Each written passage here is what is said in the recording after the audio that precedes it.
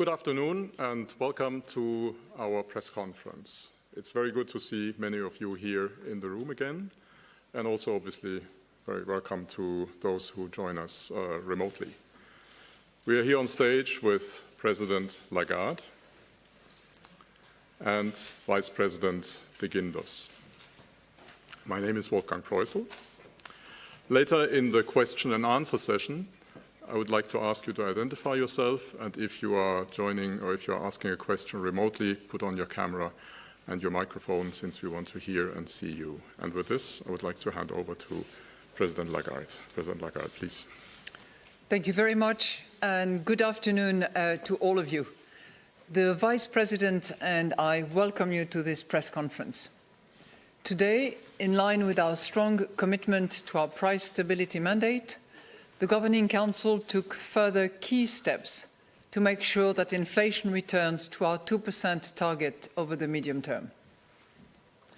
We decided to raise the three key ECB interest rates by 50 basis points and approved the transmission protection instrument that I will refer to as TPI. The Governing Council judged that it is appropriate to take a larger first step on its policy rate normalization path than signalled at its previous meeting. This decision is based on our updated assessment of inflation risks and the reinforced support provided by the TPI for the effective transmission of monetary policy.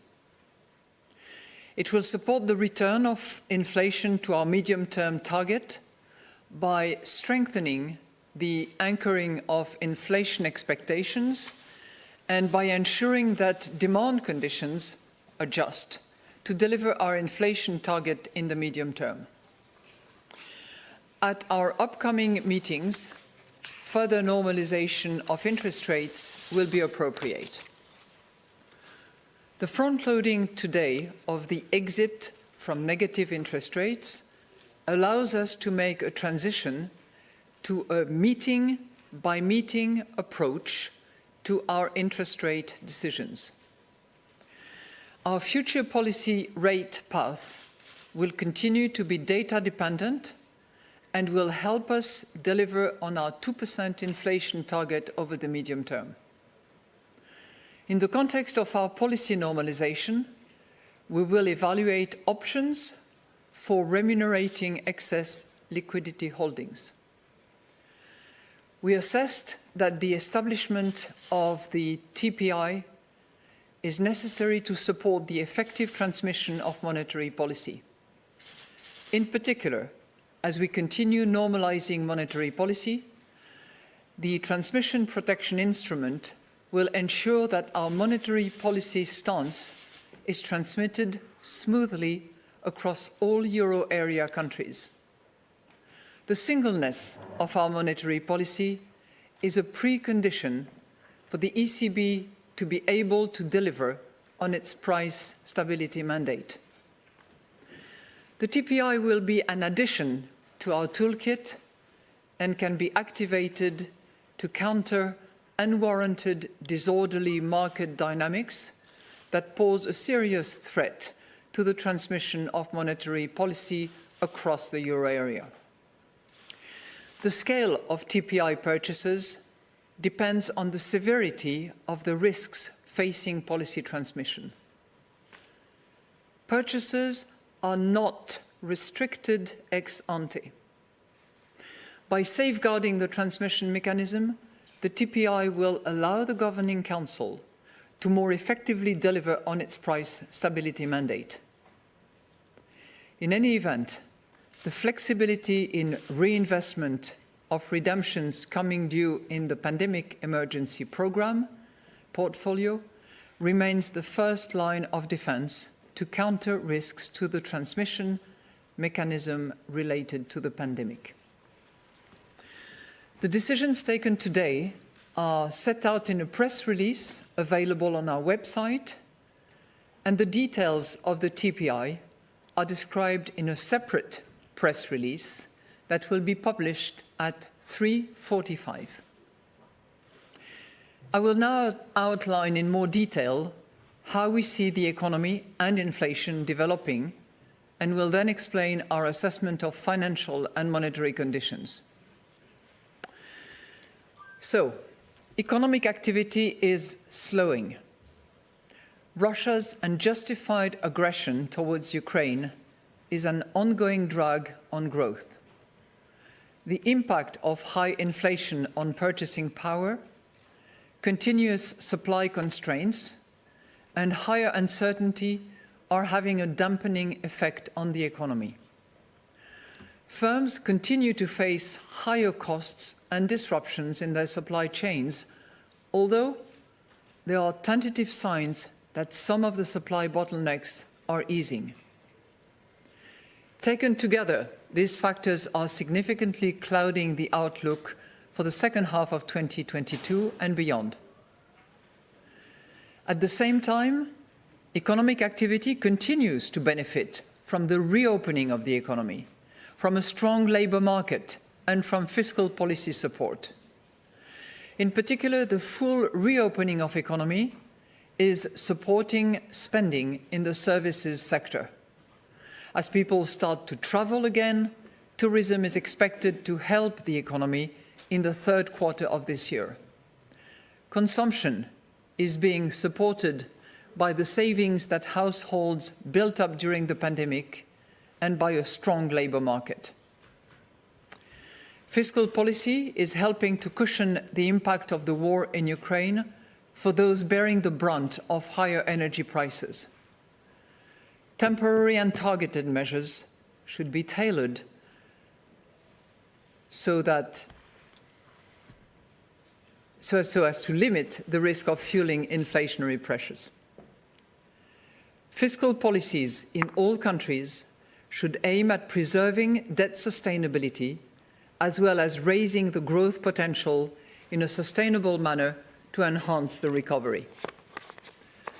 Inflation increased to 8.6% in June. Surging prices were again the most important component of overall inflation. Market-based indicators suggest that global energy prices will stay high in the near term. Food inflation also rose further, standing at 8.9% in June, in part reflecting the importance of Ukraine and Russia as producers of agricultural goods.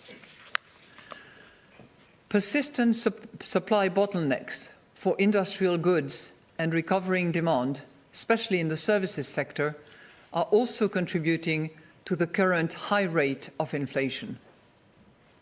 Price pressures are spreading across more and more sectors, in part owing to the indirect impact of high energy costs across the whole economy. Accordingly, most measures of underlying inflation have risen further. We expect inflation to remain undesirably high for some time, owing to continued pressure from energy and food prices and pipeline pressures in the pricing chain. Higher inflation pressures are also stemming from the depreciation of the euro exchange rate. But looking further ahead, in the absence of new disruptions, energy costs should stabilize and supply bottlenecks should ease, which together with the ongoing policy normalization should support the return of inflation to our target. The labour market remains strong. Unemployment fell to a historical low of 6.6% in May. Job vacancies across many sectors show that there is a robust demand for labour. Wage growth, also according to forward-looking indicators, has continued to increase gradually over the last few months, but still remains contained overall. Over time, the strengthening of the economy and some catch-up effects should support faster growth in wages. Most measures of longer-term inflation expectations currently stand at around 2%, although recent above-target revisions to some indicators warrant continued monitoring. Risk assessment. A prolongation of the war in Ukraine remains a source of significant downside risk to growth, especially if energy supplies from Russia were to be disrupted to such an extent that it led to rationing for firms and households. The war may also further dampen confidence and aggravate supply-side constraints, while energy and food costs could remain persistently higher than expected. A faster deceleration in global growth would also pose a risk to the euro area outlook. The risks to the inflation outlook continue to be on the upside and have intensified, particularly in the short term. The risks to the medium-term inflation outlook include a durable worsening of the production capacity of our economy, persistently high energy and food prices, inflation expectations rising above our target, and higher than anticipated wage rises. However, if demand were to weaken over the medium term, it would lower pressures on prices. So turning to financial and monetary conditions now. Market interest rates have been volatile as a result of the pronounced economic and geopolitical uncertainty.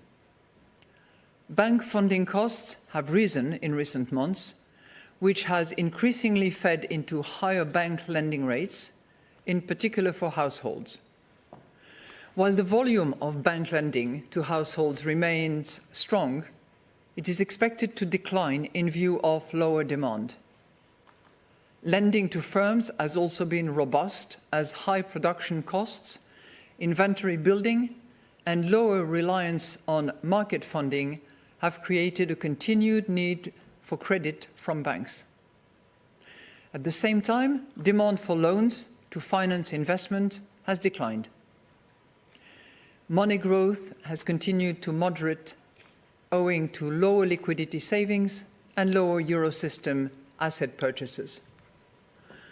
Our most recent bank lending survey reports that credit standards tightened for all loan categories in the second quarter of the year, as banks are becoming more concerned about the risks faced by their customers in the current uncertain environment.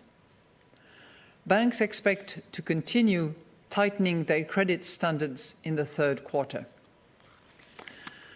So, summing up, inflation continues to be undesirably high and is expected to remain above our target for some time.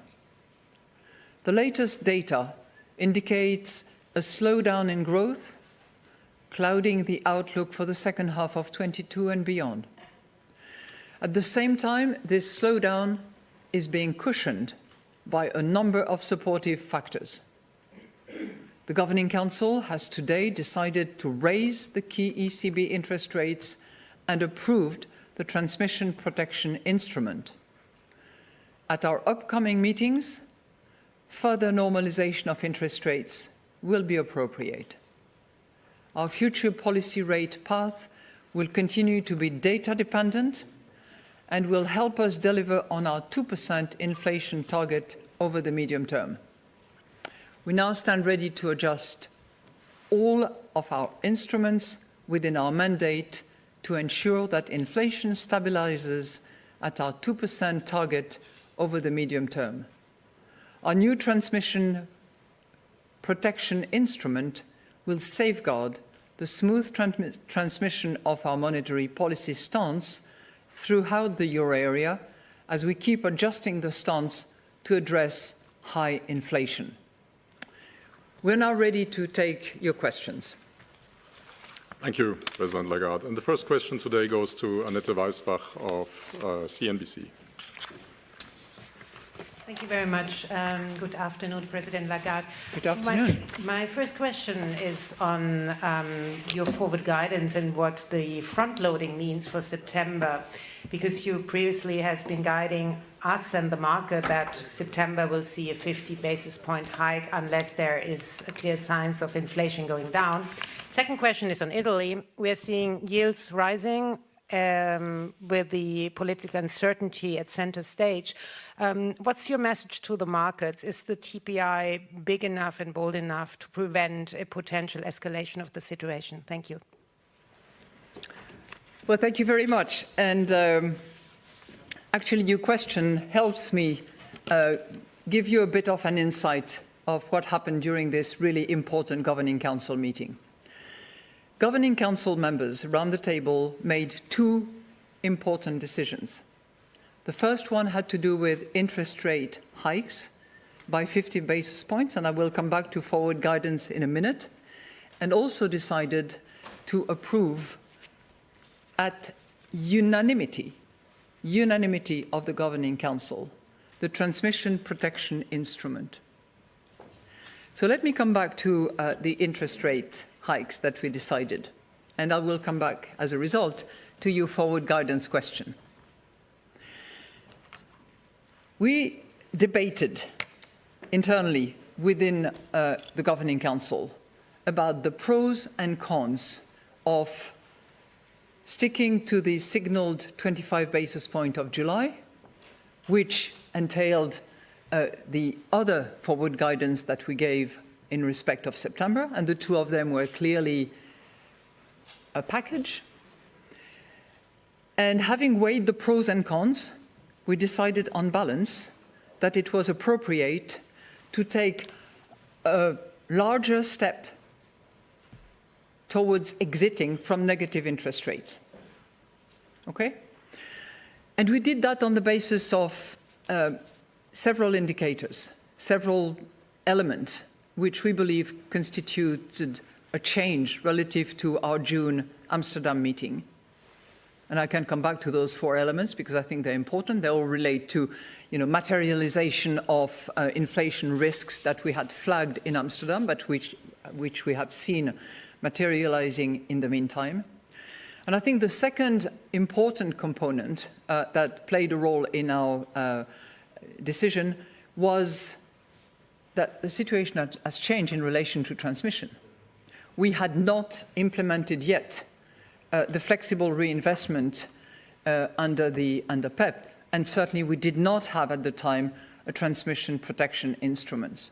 So these two elements combined, realization of upside risks to inflation, plus the presence and the operationality of the flexible reinvestment under PEP, and more importantly, the unanimous support of the Governing Council for the transmission protection instrument led us to decide a larger than what had been signalled rate hikes on the occasion of this meeting. That is really what if you want to go sort of behind the curtain of the Governing Council debates, this is what took place. I would add that in relation to the rate hikes, we had the debate, weighted the pros and cons, and at the end of the discussion, all members of the Governing Council rallied to the consensus of 50 basis points. So it's a strong indication on both accounts in relation to the higher step that we are taking to exit from negative interest rates, and on the other front, which is making sure that our monetary policy stance is transmitted smoothly throughout the entire euro area. Now, the TPI is obviously an instrument that will help us deliver on our mandate of price stability, bringing inflation in the medium term back to 2%. And under that TPI, all members of the euro area can be eligible, all of them. You will find in the press release later after this press conference the detail of the eligibility conditions. but all members of the euro areas are eligible. The Governing Council, in its discretion, in its assessment, will determine, on the basis of the eligibility criteria, on the basis of the indicators that will signal or not unwarranted, disorderly market dynamics, whether or not a country is eligible and whether it activates the TPI. Voila. Thank you. Thank you, President Lagarde. And the next question goes to Alexander Weber of Bloomberg. Alexander, please. Yeah, thanks. Alexander Weber with Bloomberg. I wanted to follow up. Good afternoon, President Lagarde. I want to follow up on Italy. Given that right now there's a very clear reason behind market reaction, do you see any way for you to buy Italian debt in the foreseeable future while arguing that market reaction was unwarranted, which would be the condition for the TPI? And then coming back to the September decision, is this really now the interest rate decision for September? Is it really completely open now, or do you still envision a move of larger than 25 basis points? On your first question, as I have just described TPI, and I'm happy to come back to that in terms of eligibility conditions and decision-making of the Governing Council, TPI is a program that is designed to address a specific risk that all euro area countries can face. So all euro area countries are in principle eligible to the TPI. Subject to what? Subject to being considered by the Governing Council as eligible to the TPI on the basis, notably, not exclusively, it will be the discretion of the Governing Council to make the decision, notably on the basis of criteria that are very specifically spelled out. If and when the TPI needs to be activated, obviously the Governing Council is going to conduct a thorough assessment of the situation in the affected countries, and the decision to begin TPI purchases, as I said, will be in the entire discretion of the Governing Council.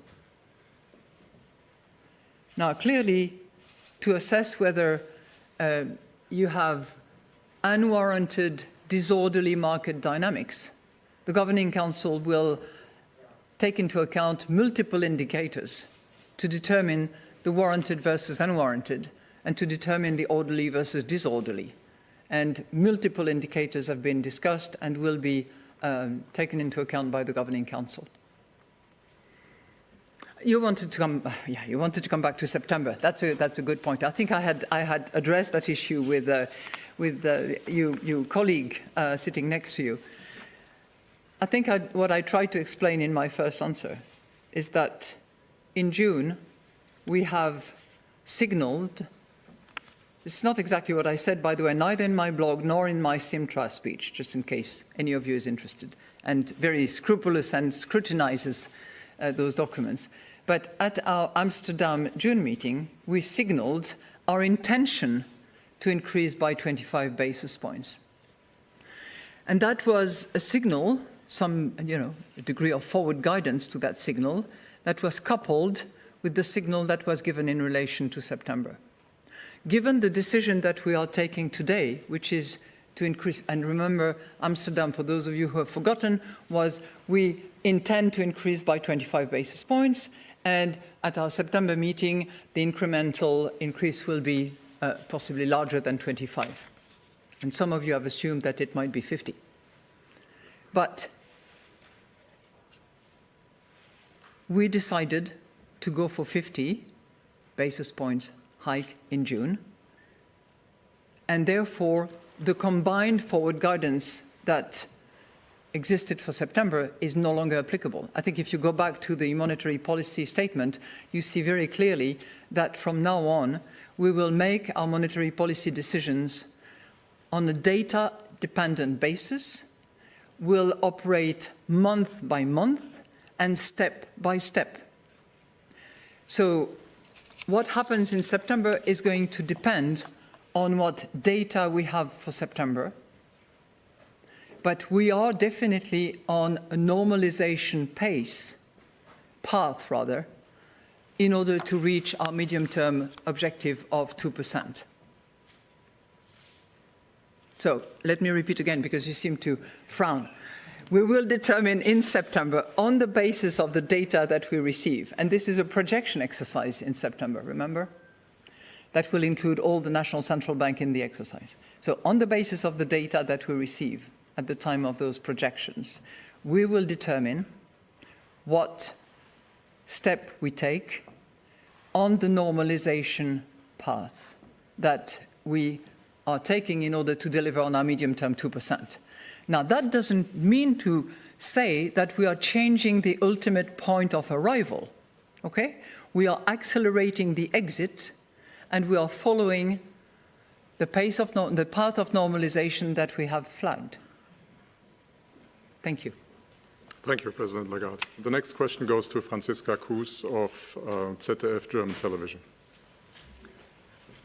Hello, good afternoon. Thank you for having my question, which is the following. How will the ECB decision on the interest rates affect the retail investors in the medium and long term? More specifically, I'm wondering what kind of effect it will have on just a normal private person that is in the market and now wondering what this will do with his or her money.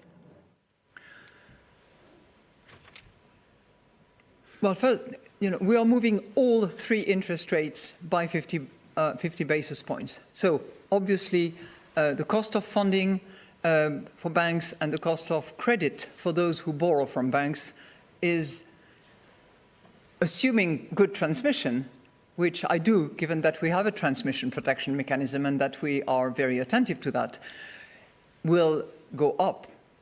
That's pretty obvious. And why is that actually beneficial at the end of the day for those in the retail sector, for those consumers, for all economic agents? Is that the most precious good that we can deliver and that we have to deliver is price stability. So we have to bring inflation down to 2% in the medium term. That is the imperative under the treaty. That is the strategy review objective that we have set for ourselves, and it's time to deliver. Thank you. And the next question will turn to WebEx and goes to Francesco Canepa of Reuters. Francesco, please.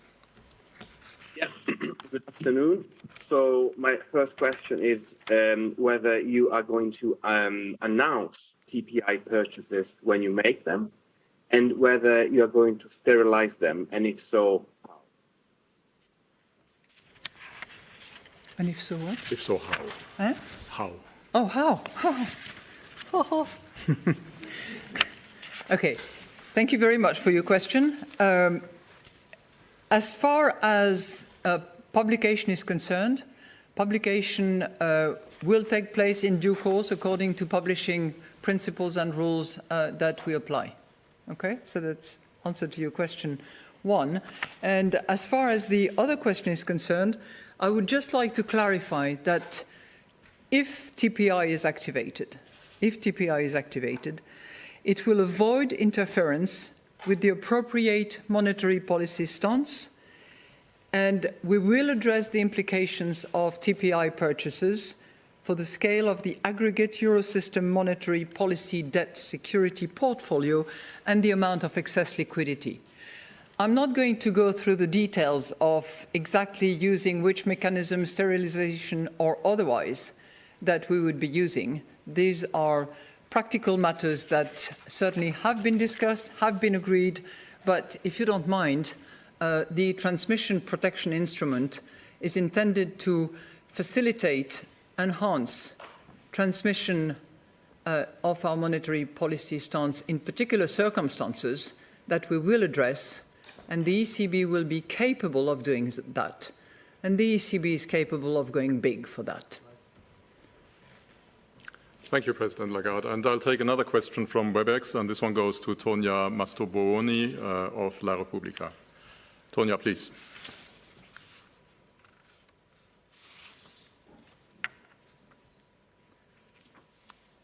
Tonia, we can't hear anything.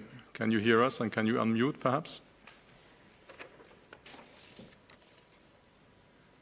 doesn't seem to work, I will come back to you afterwards. So I would like then to go to Martin Arnold of the Financial Times. Martin, please.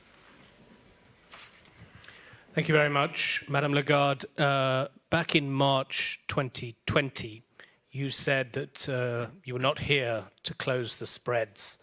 Does this transmission protection instrument mean that you are now here to close the spreads?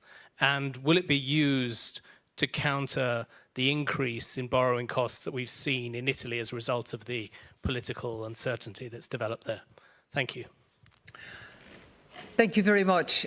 You give me another opportunity to clarify exactly what TPI is about. TPI is going to be an addition to our toolkit. And it can be activated to counter unwarranted, disorderly market dynamics that pose a serious threat to the transmission of monetary policy across the euro area.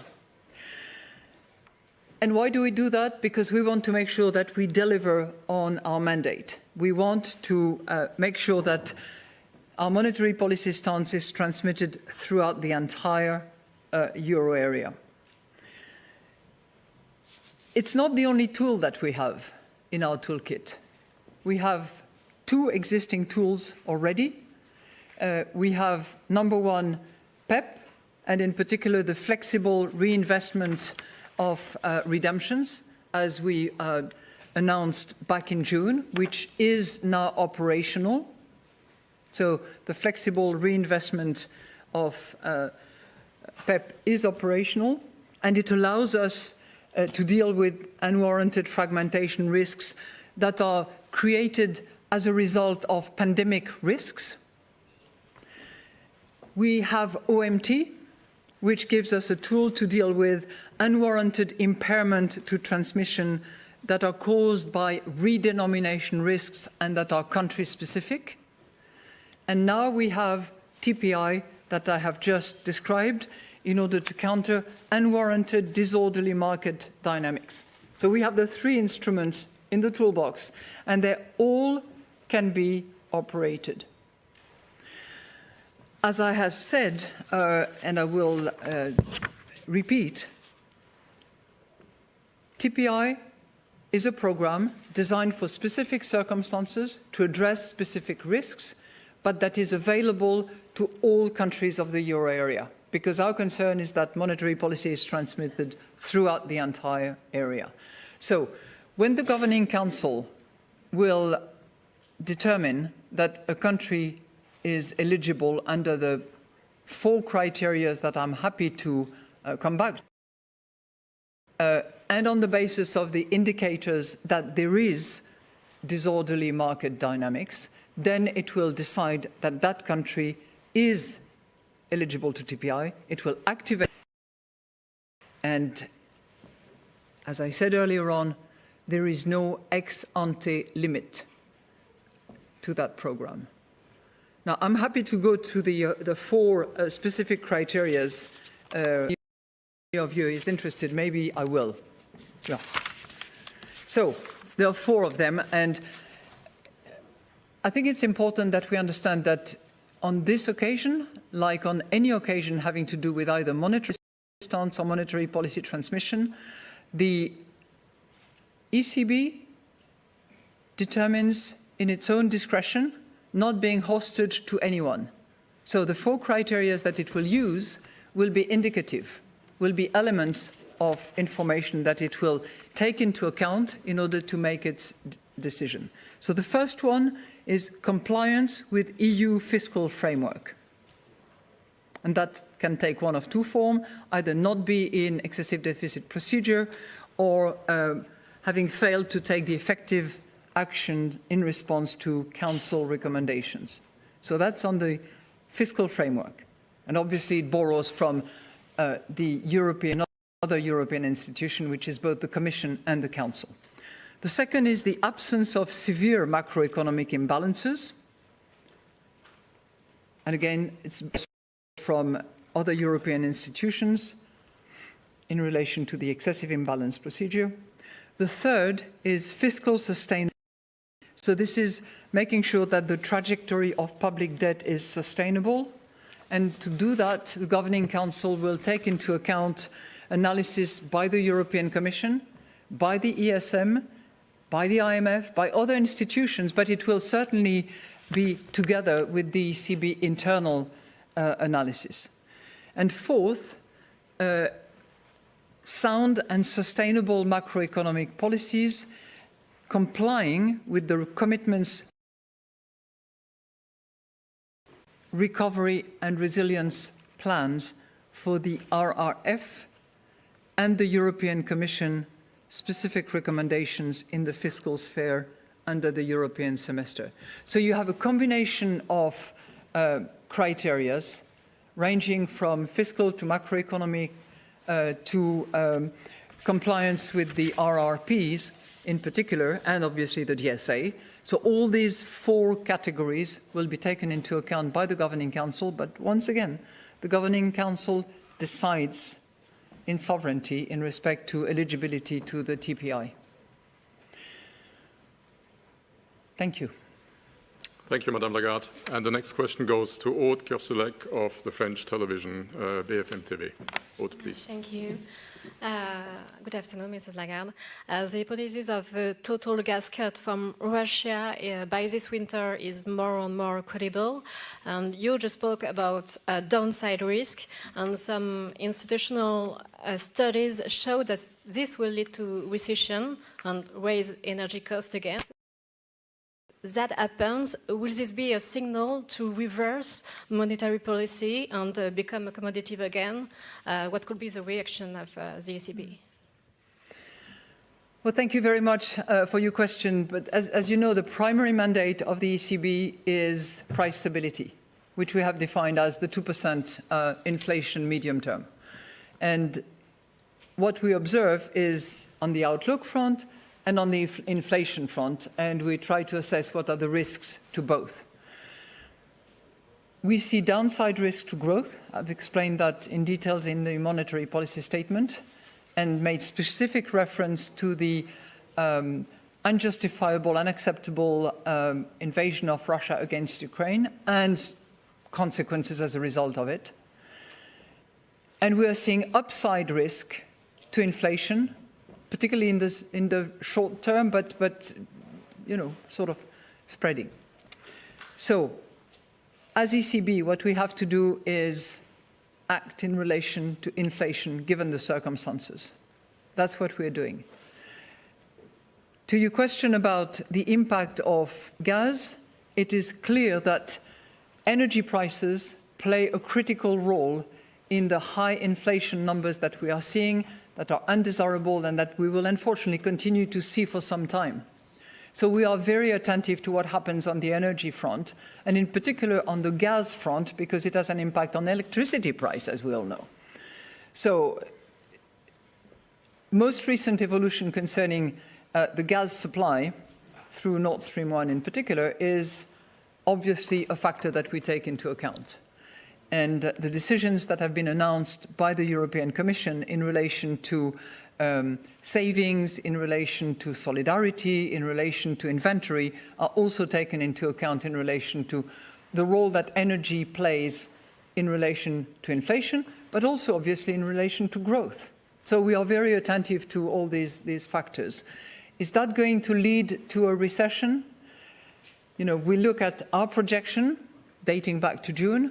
We look at the most recent forecast published by the Commission last week. Under the baseline scenario, there is no recession, neither this year nor next year. Is the horizon clouded? Of course it is. Thank you. Thank you, President. And we'll try it again with Tonia Mastrobuoni of La Repubblica. Tonia, please. Yes, hello. Hello, Madame Lagarde, and sorry. I couldn't cope with my technical problems. Sure. Good afternoon.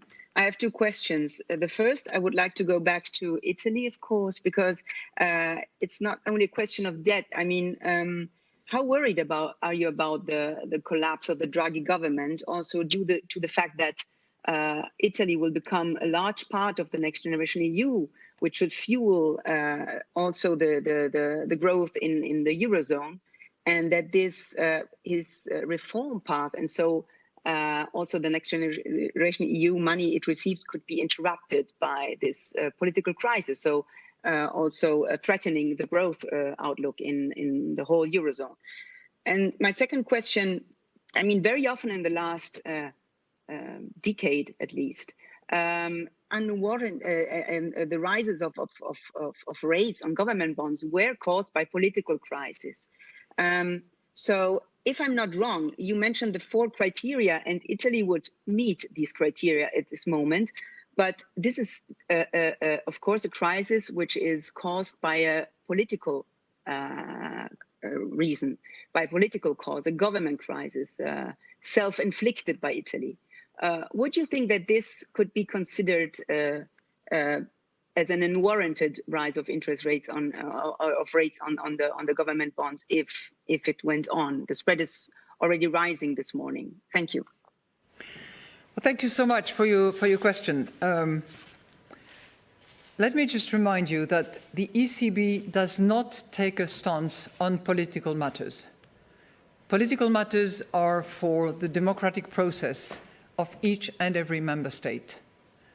And that is certainly the case for the country that you're referring to. Differences in local financing can legitimately arise, among others due to the country's specific macroeconomic landscape. That has happened in the past.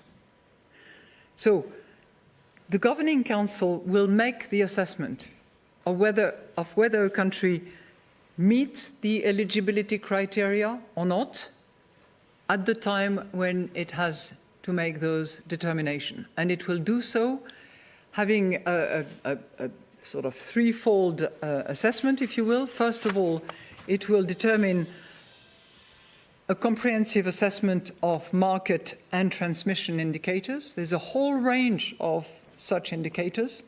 Second, it will at that time evaluate the eligibility criteria.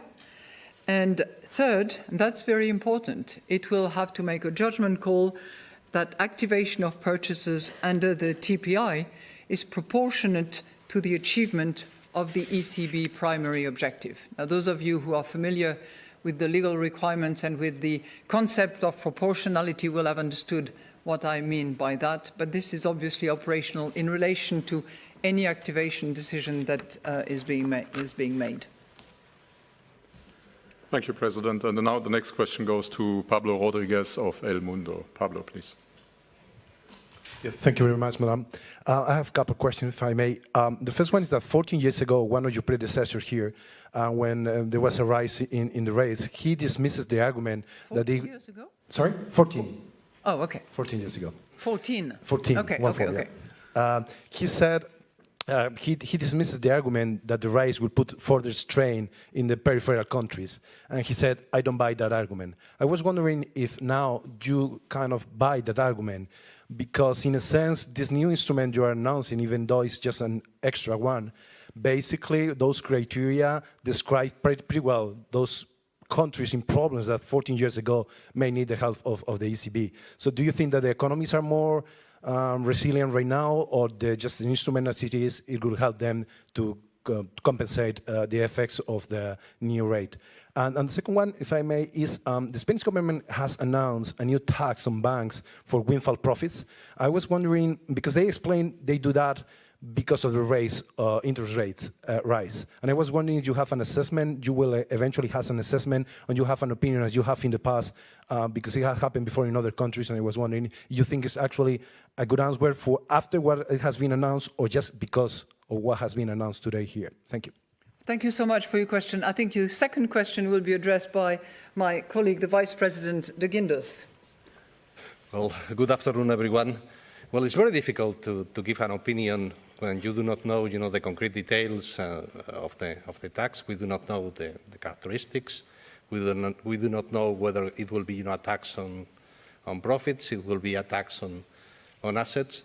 So it's, that's the first thing that we have to say. We do not know the details, and so our opinion cannot be complete in that respect.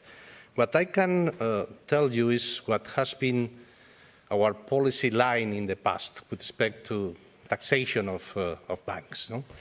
And if you look at our opinions in the past, they are quite clear. What they tried to make quite explicit is that the tax should not impair credit extension, credit growth, because this is important for economic activity.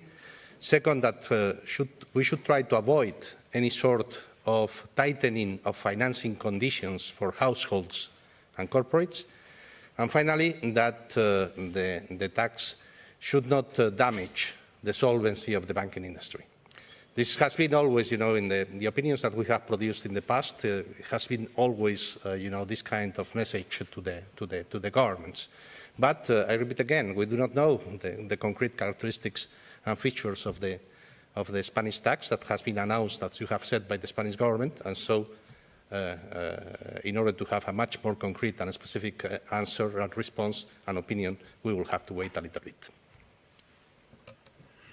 Yeah, and to your first point, that helps me to yet again come back to TPI, because in the monetary union, there is an inherent risk, particularly the monetary union that we have here in the euro area. There's an inherent risk that a large shock can create fragmentation risks.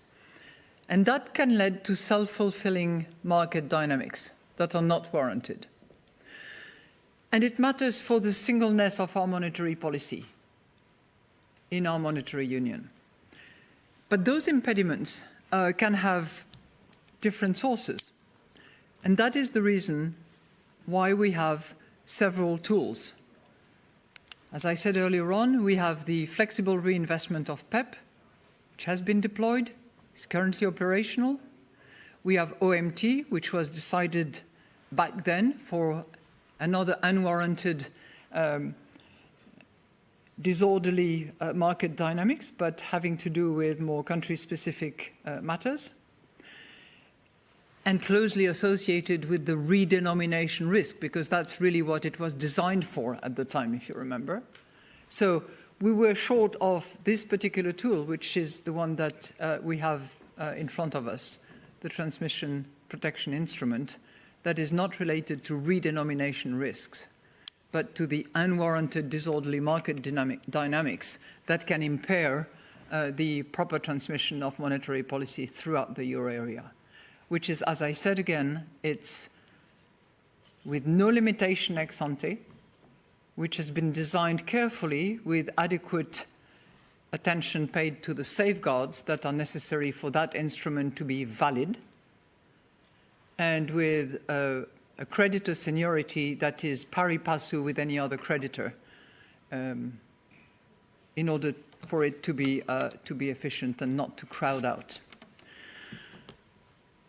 So that's what we have done, and I can assure you that we would rather not use TPI. The Governing Council would rather not use it. But if we have to use it, we will not hesitate. We will not hesitate. Thank you. Thank you. Next question goes to Roland Koopman of the Dutch television channel RTL. Roland, thank you, please. and good afternoon, Madam President. I'm over here. Where are you? I'm here, to your right. Oh, yeah. All right.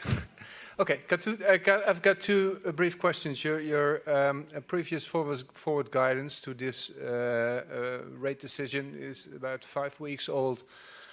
Yet the rate hike decision is a lot bigger than anticipated.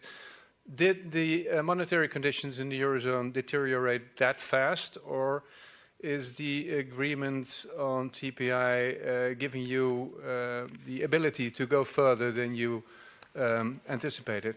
Second question, you stated that you're on the path towards normalization. What interest levels are considered normal by the ECB? Thank you. Thank you very much.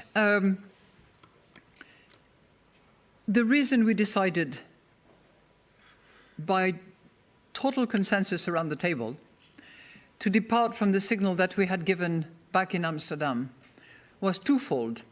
Number one, we had clear realization of upside risk to inflation, and I can give you a list of those examples. Inflation going from 8.1% in May to 8.6% in June, way above our forecast. Seasonally adjusted month-on-month inflation rates that show strong inflation momentum for nearly all components. Number 3, a broad range of indicators of underlying inflation that have continued to increase and pipeline pressures that are rising to record high levels. And added to that, which relates essentially to inflation, the euro-dollar rate that has fallen substantially in the last few weeks, which obviously has a bearing on inflation going forward. So it's on the basis of that set of monetary policy stance-related elements that we have taken the decision. As I said, twofold, inflation-related, and second, the fact that the concern that we had about monetary policy transmission is addressed by, number 1, the deployment of the TPI, the PEP flexible reinvestment policy, and second, the unanimous support of the entire Governing Council to a strong and powerful transmission protection instrument that I have just described earlier on. So on the stance front, we had good reasons to revisit, and on the transmission, we are confident that the existence of that mechanism, its ability to be deployed, is actually reinforcing our capacity to deliver on our price stability mandate and to walk that journey of monetary policy normalization. Now, as I said earlier on, going from the signal 25 to the 50 that you are seeing now is a higher step out of negative interest rates. So we're now moving in one go to 0. Does that mean that we are changing the terminal rate at which we want to arrive? No. Does that mean that we are going to move extremely fast? As I said, we will be operating month by month, meeting by meeting, on the basis of data, and we will adjust and calibrate accordingly. We are much more flexible in that we are not offering forward guidance of any kind. I was asked several times the questions about September. There is no such thing. We are data dependent. But the ultimate destination of our policy path remains the same, which is to progressively raise interest rates to broadly neutral setting. That's where we want to arrive at. Okay? And if you're asking me next, what is the neutral setting? At this point in time, I don't know. What I can observe is that it has changed over the course of the last few years for a reason of factors having to do with demographics, with productivity, and all the rest of it.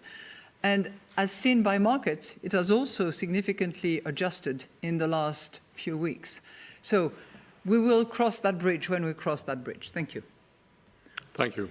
And the next question goes to Christian Siedenbiedel of FAZ, Frankfurter Allgemeine Zeitung. Yeah, Madame Lagarde, do you think this is a historic moment? Are you personally glad that the time with the negative interest rates is over now?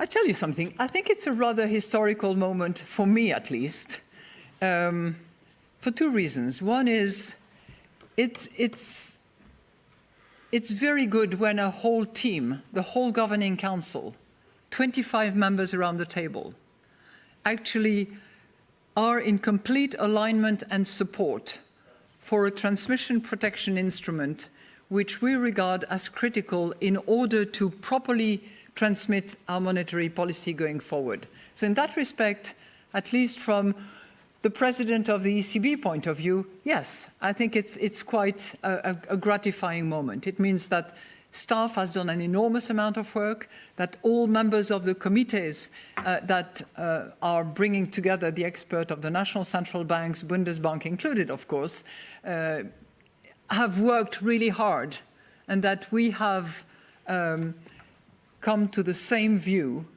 without any reservation. So it is important in that respect. I think, it's the first time in over a decade that we raise interest rates. And moving out of negative interest rates, by all accounts, certainly to me, is going to facilitate a number of things that we can explain to European citizens in order to help them understand what we are trying to do in order to reduce inflation and in order to procure price respects. Yes, but I have a short history as a central banker. The last question goes to Isabella Bufacchi of Il Sole 24 Ore. Isabella, please. Thank you. Good afternoon, and Good thank afternoon. you very much for the opportunity. If I may go back to TPI, program and mechanism, the market calls it a shield, and we look at it as a shield that can protect all countries, but it's also complex, and by the way you described it, how fast can you trigger if a country needs this kind of shield? And once you trigger it, it means that the country is protected for as much as needed. On TLTROs, because banks are worried that you might modify TLTROs that targeted longer-term financing operations with the rise of interest rates, whether it's discussed or it is on program. Thank you. Thank you very much. The transmission protection instrument is an instrument. Okay? It's one that is intended for transmission of monetary policy throughout the euro area. So we intend to use it as a tool to make sure that monetary policy is transmitted throughout the region, our region, and is smoothly transmitted without being impaired by unwarranted, disorderly market dynamics. It is not so complicated. You will see, because the press release will be out in 2 minutes. And it will not give you, by the way, all details. Okay? It will give you some of the eligibility conditions, some key terms and conditions, but you should not expect all details to be there, because there is an element of discretion and judgment on the part of the governing council members to decide or not activation and to assess eligibility or not. And there are certain components that are best kept unpublished, undisclosed, and commented upon. And I'm sure that you understand. This instrument has been developed in record time by our teams. They can work fast, we work fast, and we can do so at any point in time. In relation to eligibility, in relation to activity, in relation to drafting, which has been the case. On TLTRO, as you will have noted in the monetary policy statement, there is a particular sentence which says, in the context of our policy normalization, we will evaluate options for remunerating excess liquidity holdings. What has worked in one direction has to be identified, analyzed, and properly addressed in the other direction. We are now in the process of normalizing. Other principles apply, and that's what we will do in the near future. Thank you so much. Thank you very much. That brings our press conference to an end. Thanks a lot for joining. Our next regular press conference is scheduled for the 8th of September. Until then, we wish you a good summer and a good afternoon, and bye-bye. Yeah, have a good vacation. Hope to see you.